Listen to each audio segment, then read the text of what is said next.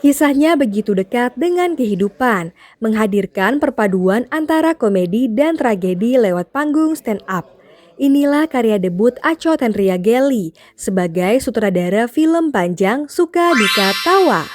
Di tengah maraknya isu fatherless di Indonesia, Aco seolah menemukan momentum yang tepat untuk melahirkan karyanya. Film ini tentang hidup seorang komika perempuan bernama Tawa, diperankan oleh Rachel Amanda, yang berusaha membasuh luka dari hubungannya dengan sang ayah, Keset, lewat tawa di panggung stand up.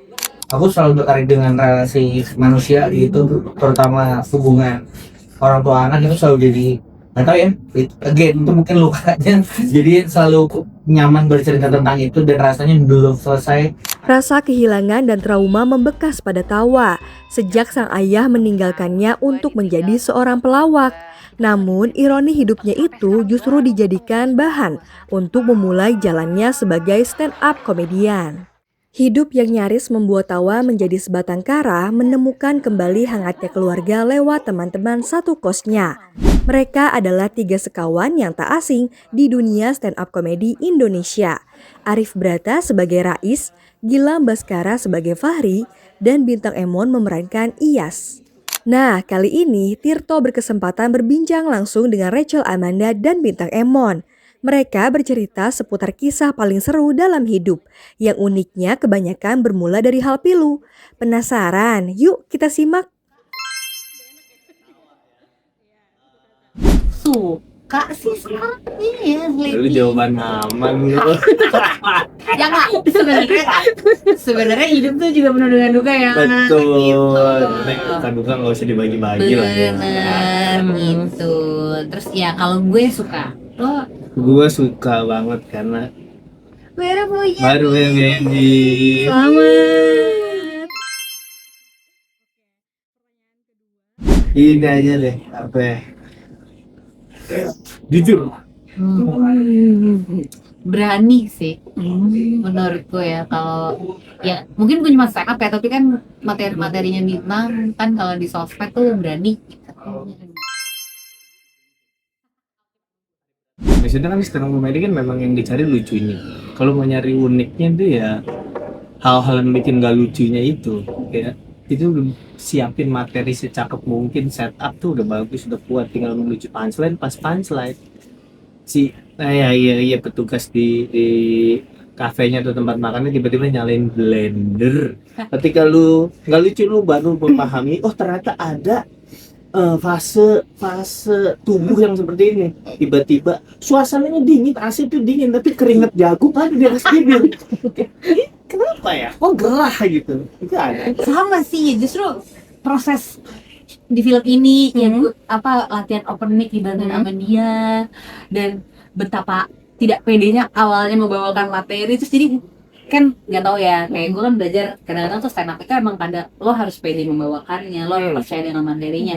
Pertama kali disuruh maju ke depan teman-teman aja gitu, kan belum opening, stres banget. Jadi pas Serius yang di situ yang kita tulis bareng? iya itu stres banget. Stresnya artis beda.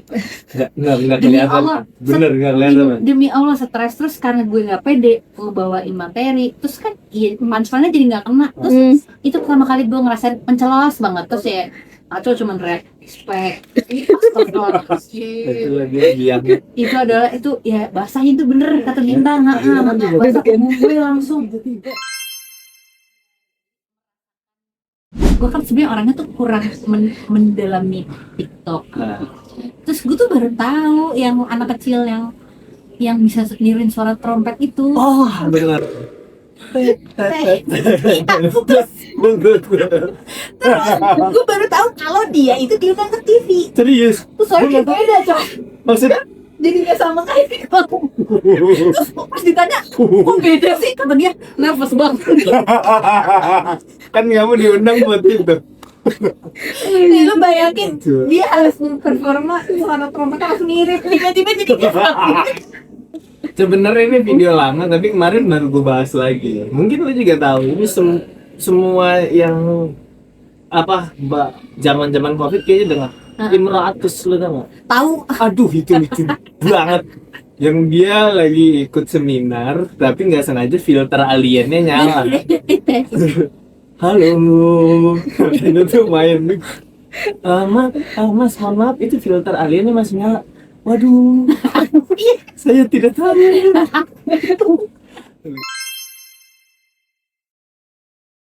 Terus tahu gua biasanya tuh yang jadi tawa enak diomongin tuh memang harus dari luka dulu, karena kan rumusnya tragedi dan waktu baru jadi komedi.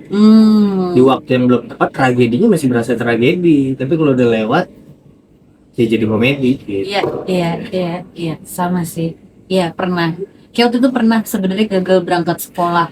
Pas kejadian nangisnya kayak apaan gitu. Tapi setelah udah kejadian kayak itu lu lagi kan salah sendiri gitu, nggak baca ketentuan sekolahnya ya, jadi nggak berangkat kan gitu. Tapi pas kejadian sih Gitu. kenapa? Iya, tapi setelah itu iya benar-benar kadang-kadang kocak itu juga.